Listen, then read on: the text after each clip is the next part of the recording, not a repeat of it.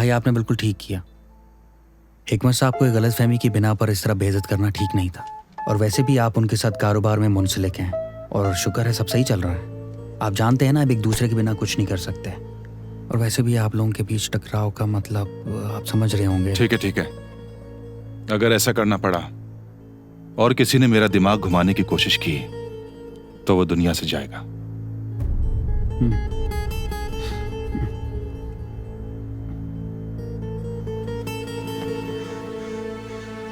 हाँ बाबर, कैसा चल रहा है वहाँ इस्तांबुल में? तुम्हें कोई मसला तो नहीं है?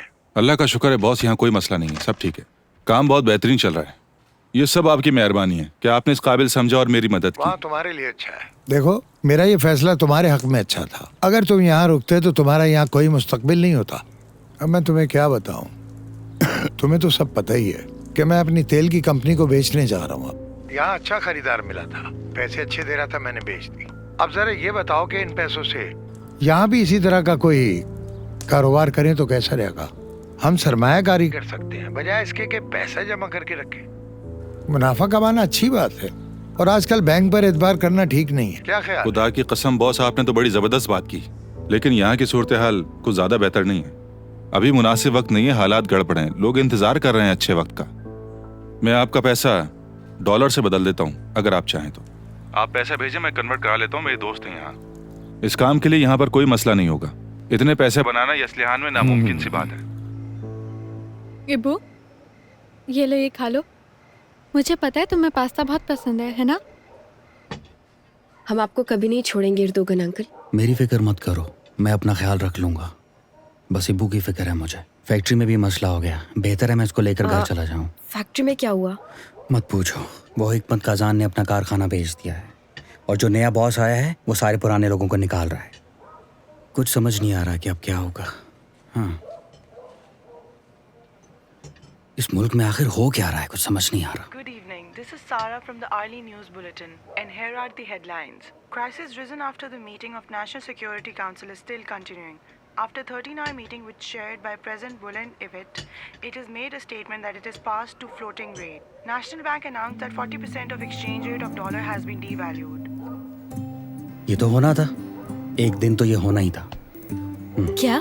क्या हुआ है फैक्ट्री में? अरे भाई, फैक्ट्री में नहीं, रिपब्लिक के सदर ने करारदाद पास कर दी है प्रेसिडेंट के लिए। नहीं इर्दोगन अंकल, भला ये कैसे मुमकिन है? और हंसो, तुम भी हंसो, यहाँ सब पॉसिबल है। इस मुल्क में कुछ भी हो सकता है। तुम देखना, अब कीमतें बढ़ेंगी चीजों की और जितने लोग हैं ना बेचारे ये गरीब, ये मर जाएंगे और फिर मसला हल हो जाएगा इनका। हम तो पहले ही मरे हुए हैं दोगन भाई, अब और इससे ज्यादा क्या मरेंगे। ऋषभ चला गया, उसका कोई भी नहीं है, कहाँ से खर्चा पूरा करता होगा। चंद दिनों में तुम्हें भी नौकरी से निकाल दिया जाएगा, फिर तो हम खत्म ही हो जाएंगे।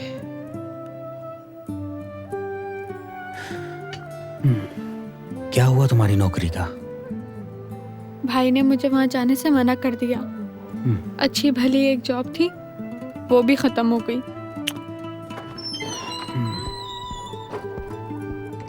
लगता है कोई आया है। ऋषभ आया है।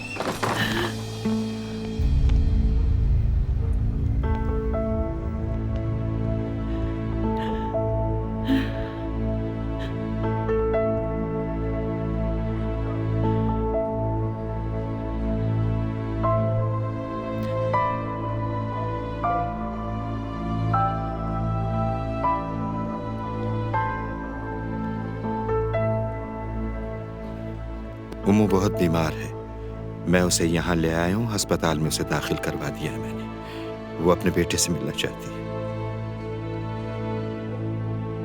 मरने दो उन्हें। बुरी बात है वो, बेटा ऐसे नहीं कहते।